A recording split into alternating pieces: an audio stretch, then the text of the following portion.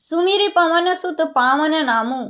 श्री राम नाम प्रेमी हनुमान जी अपने आराध्य के नाम जापक की रक्षा के लिए प्रभु श्री राम का अमोघ सर भी झेल लेने के लिए प्रस्तुत हो जाते हैं। कथा संक्षेप में इस प्रकार है। एक बार हनुमान जी ने अपने प्रभु श्री रघुनाथ जी से राजभोग के अनंतर अपनी माता अंजना के दर्शनार्थ जाने की आज्ञा मांगी। प्रभु ने उन्हें सहर्ष आज्ञा प्रदान कर दी। हनुमान जी अपनी माता के दर्शनार्थ जाने वाले थे। उसी समय काशी नरेश श्री रघुनाथ जी के दर्शनार्थ आ रहे थे। मार्ग में उन्हें देवर्षि नारद मिल गए। काशी नरेश ने देवर्षि के चरणों में भक्ति पूर्वक प्रणाम किया। तुम कहाँ जा रहे हो? नारद जी ने पूछ लिया। प्रभु, मैं परम प्रभु श्री राम के दर्शनार्थ उनकी राजसभा में जा रहा हूँ। काशी नरेश का उत्तर सुनते ही देवर्षि ने पूछा, मेरा एक कार्य करोगे? धरती पर ऐसा कौन पुरुष है जो आपकी आज्ञा के पालन के लिए तुरंत न दौड़ पड़े? नरेश ने तुरंत कहा, आप आज्ञा प्रदान करें। कुछ मुस्कुराते हुए नारद जी ने नरेश से कहा, तुम राजसभा में भगवान श्री रामचंद्र जी के चरण कमलों में श्रद्धा भक्ति पूर्वक प्रणाम तो अवश्य करना, किंतु उन्हीं के समीप सिंहासन पर बैठे वयोवृद्ध तपस्वी विश्वामित्र जी की उपेक्षा कर देना, उन्हें प्रणाम मत करना। ऐसा क्यों भगवान? नरेश ने प्रश्न किया। तब नारद जी ने उत्तर दिया, इस क्यों का उत्तर पीछे मिल जाएगा। नारायण हरि। नारद जी चले गए और काशी नरेश श्री राघवेंद्र जी की राजसभा में पहुंचे। उन्होंने देवर्षि के आदेशानुसार श्री रघुनाथ जी के चरणों में अत्यंत श्रद्धा भक्ति पूर्वक प्रणाम किया, किंतु महर्षि विश्वामित्र की सर्वथा उपेक्षा करके बैठ गए। काशी नरेश की उपेक्षा से महर्षि विश्वामित्र के हृदय पर चोट पहुंची, किंतु वे राजसभा में चुप रहे। पीछे उन्होंने सीतापति श्री राम से कहा, श्री राम, तुम मर्यादा पुरुषोत्तम कहलाते हो, इसीलिए तुम्हारी राजसभा में तुम्हारे उपस्थित रहते मर्यादा की अवहेलना उचित नहीं। मेरे रहते कब और कहाँ मर्यादा का उल्लंघन हुआ प्रभु? आश्चर्य के साथ प्रभु ने पूछा। आप कृपा पूर्वक बतलाने का कष्ट करें। आज ही राजसभा में काशी नरेश ने तुम्हारे चरणों में तो प्रणाम किया, किंतु उसने मेरी सर्वथा उपेक्षा कर दी। विश्वामित्र जी जैसे अशांत हो गए थे, यह कदापि उचित नहीं। मेरी राजसभा में मेरे ही सम्मुख आपकी उपेक्षा, यह तो मेरा भयानक तिरस्कार है। मर्यादा पुरुषोत्तम अवध नरेश की भ्रुकुटी वक्र हो गई। प्रतिज्ञा की उन्होंने, आपके समक्ष मैं अपने 3 तीक्ष्णतम सर पृथक रख दे रहा हूँ। इन 3 सरों से आज संध्या तक काशीराज मारा जाएगा। इन 3 सरों से आज संध्या तक काशीराज मारा जाएगा। परम पराक्रमी सत्यव्रती रावणारी की यह प्रतिज्ञा वायु वेग से सर्वत्र फैल गई। काशी नरेश ने सुना तो उनका कंठ शुष्क हो गया। जीवन से सर्वथा निराश वे दौड़े देवर्षि के समीप और उनके चरणों में गिरकर गिड़गिड़ाते हुए बोले, भगवान, सत्य प्रतिज्ञ श्री राम ने आज सायंकाल तक मुझे मार डालने की प्रतिज्ञा की है। प्रतिज्ञा तो मैंने भी सुनी है। देवर्षि नारद ने तटस्थ की भांति उत्तर दिया और श्री राम की प्रतिज्ञा सर्वविदित है कि रघुकुल में प्रतिज्ञा पूर्ति के लिए प्राण तक होम देने में आपत्ति नहीं होती। प्रभु, मैंने तो आपके आदेश का पालन किया था। काशीराज रो पड़े।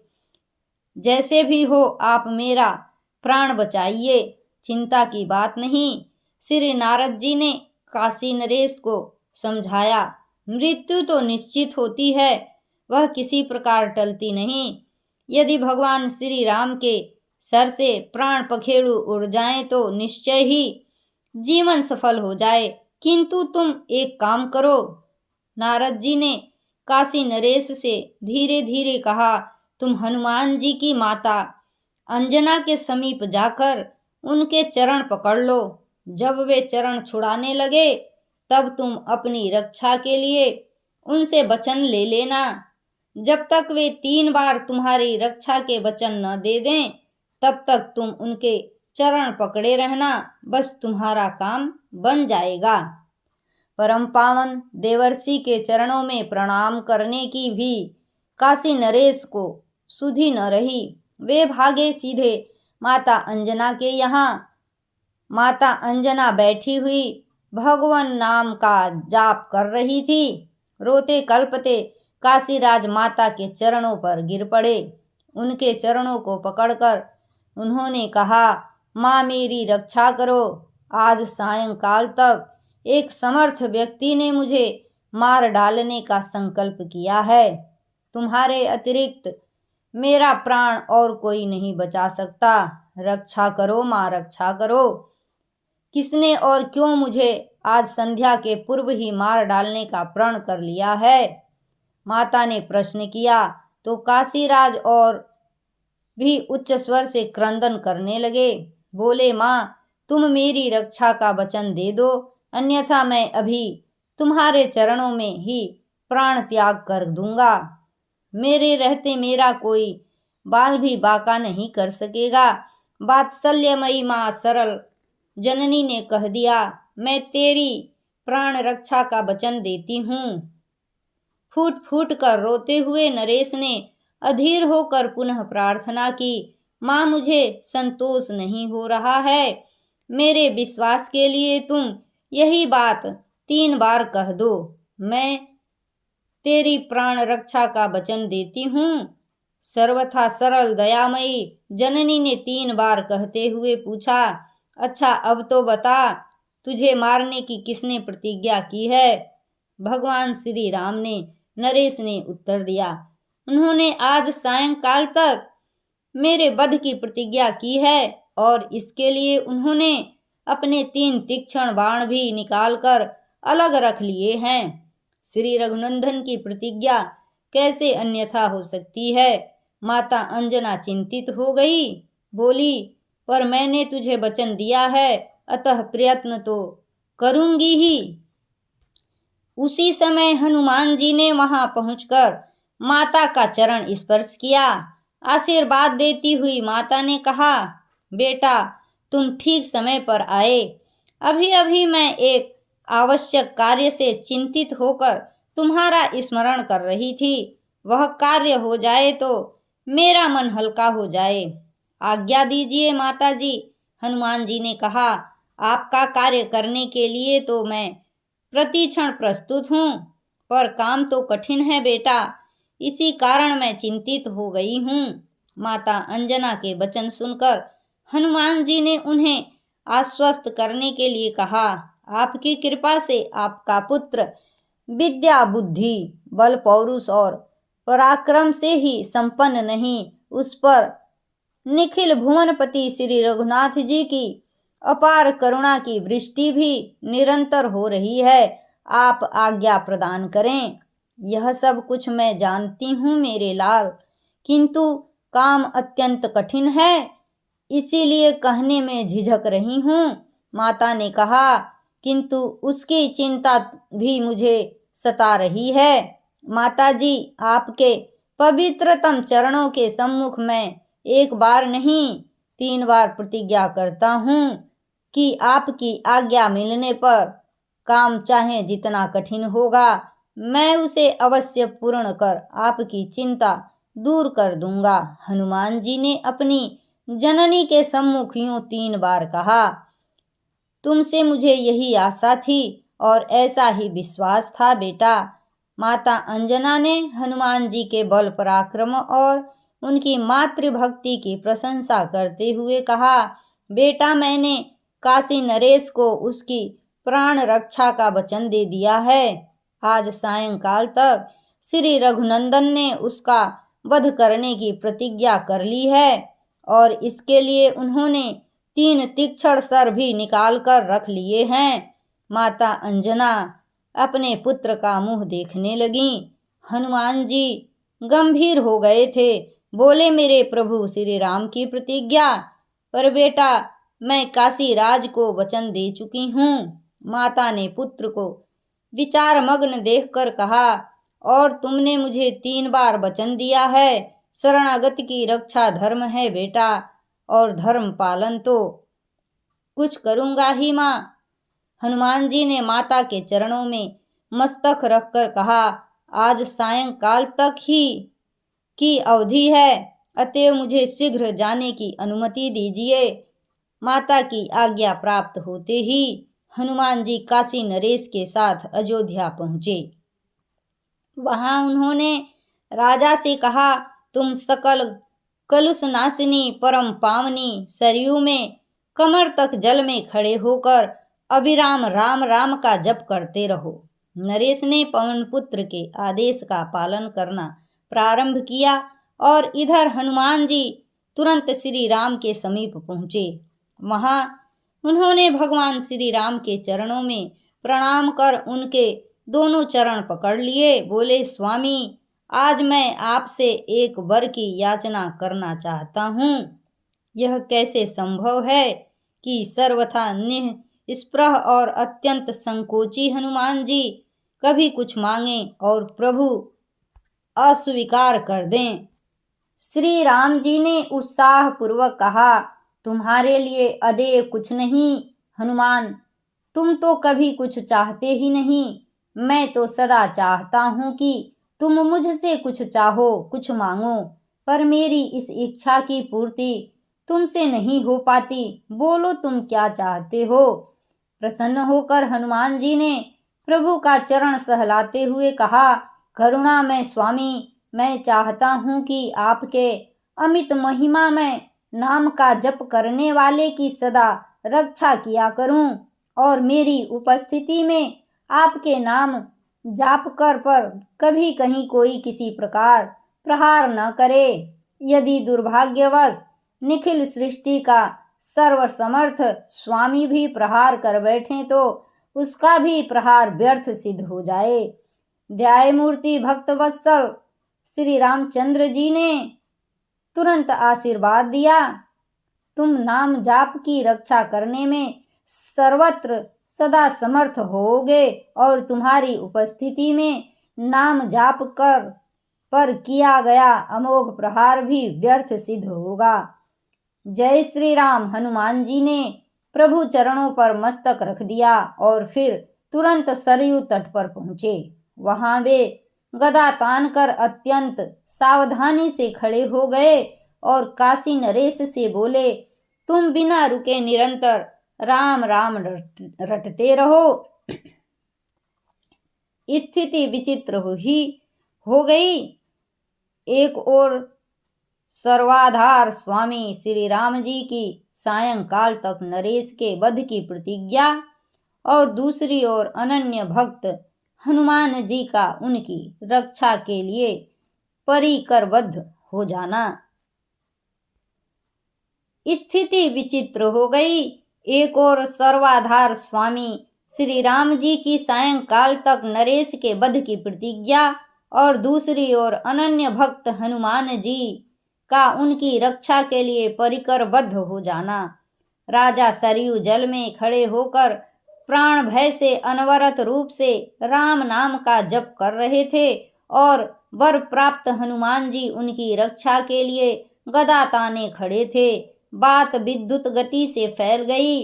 अयोध्यावासी समस्त बाल वृद्ध युवा नर नारी कौतूहलवश सरयू पुलीन पर पहुंचे। प्रभु और सेवक के प्रतिज्ञा पालन का दृश्य देखने के लिए वहां विशाल जन समुदाय एकत्र हो गया। सायंकाल हो चला था। यह समाचार सत्यव्रती श्री रघुनाथ जी को भी मिला। भगवान श्री राम कुपित हो गए। उन्होंने अपने प्रण का पालन करने के लिए पृथक रखे गए 3 सरों में से एक सर उठाया और उसे अपने विशाल धनुष पर रखकर प्रत्यंचा कान तक खींची और सर छोड़ दिया। सर अत्यंत शीघ्रता से नरेश के समीप पहुंचा, किंतु उन्हें राम नाम का जप करते देखकर वह उनका मस्तक छिन्न नहीं कर सका। वह नरेश के चुप होने की प्रतीक्षा कर रहा, किंतु हनुमान जी के द्वारा दीक्षित नरेश प्राण भय से अविराम पूरी शक्ति लगाकर राम राम जपते ही जा रहे थे। निराश होकर बाण प्रभु के समीप लौट आया।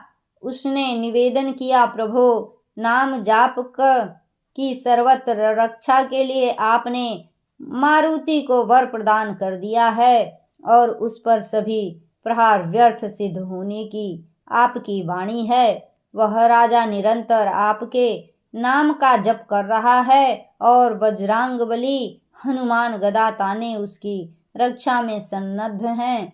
इस कारण मैं अवश्य होकर लौट आया। भुवन पावन श्री लीला वपु श्री राम का क्रोध बढ़ा। उन्होंने दूसरा सर धनुष पर चढ़ाकर छोड़ा। वह वायु वेग से चला और काशी नरेश का प्राण हरने के लिए उनके समीप पहुंचा भी, किंतु अब तो राजा हनुमान जी के आदेशानुसार सीता सहित नाम सीताराम का जप कर रहे थे। दूसरे सर को भी नरेश के कंठ का स्पर्श करने का अवसर नहीं प्राप्त हुआ। विवशतः वह भी प्रभु के समीप लौट आया।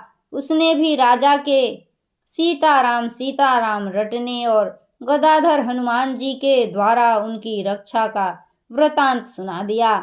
मैं स्वयं सरयू तट पर चलकर उस धृष्ट नरेश और हनुमान को भी मार डालूंगा।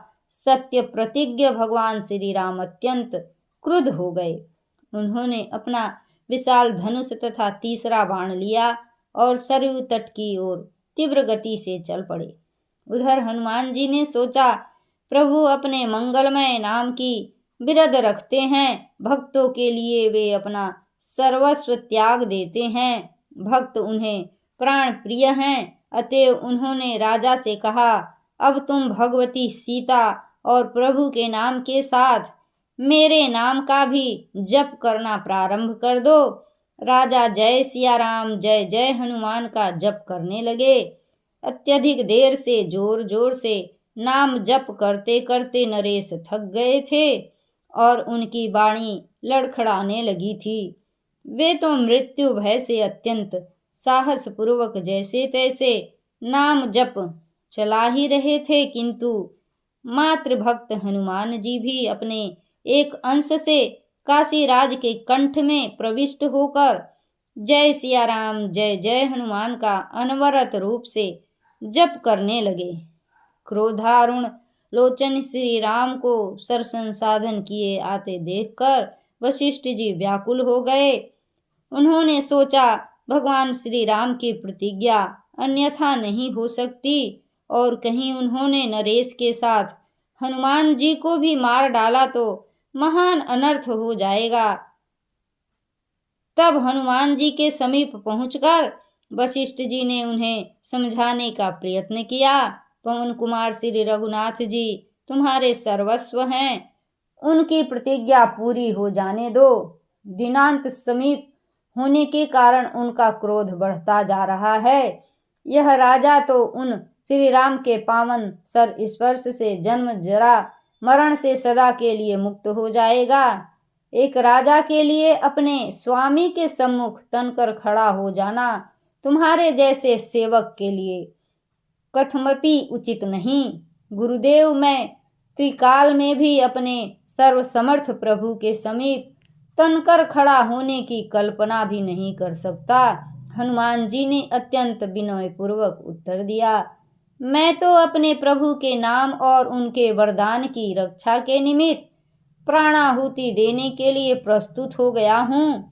मेरा इससे अधिक सौभाग्य और क्या होगा कि मैं अपने प्राणाधिक प्रभु श्री राम के नाम एवं उनके वरदान की रक्षा में उनके ही कर कमल से छोड़े हुए उन्हीं के शराघात से शरीर त्याग कर उनमें ही विलीन हो जाऊं। इन ज्ञान मूर्ति को विचलित करना संभव नहीं। वशिष्ठ जी ने देखा श्री रघुनंदन सरयू तट पर पहुंचना ही चाहते हैं। महर्षि विश्वामित्र भी वहां उपस्थित होकर भगवान और भक्त की यह लीला देखकर चकित और चिंतित हो रहे थे। तब वशिष्ठ जी ने काशीराज से कहा, नरेश, तुम शीघ्र ही महर्षि विश्वामित्र के चरण पकड़ लो, वे सहज दयालु हैं। जय सिया राम, जय जय हनुमान का जप करते हुए काशीराज ने दौड़कर महर्षि विश्वामित्र के दोनों चरण पकड़ लिए। उनके अश्रुओं से महर्षि के चरण आर्द्र हो गए। वे रोते हुए कहते ही जा रहे थे, जय सिया राम, जय जय हनुमान। महर्षि द्रवित हो गए। उन्होंने सरसंधान किए। क्रुद्ध श्री राघवेंद्र से कहा, श्री राम, काशी नरेश के अपराध का प्रायश्चित हो गया, मैंने इन्हें क्षमा कर दिया। अब तुम भी अपना अमोघ सर धनुष से उतार कर त्रोण में रख लो। महर्षि के संतुष्ट होते ही श्री राम का क्रोध स्वतः शांत हो गया। उन्होंने गुरु की आज्ञा का पालन किया। तीसरा बाण धनुष से त्रोण में आ गया।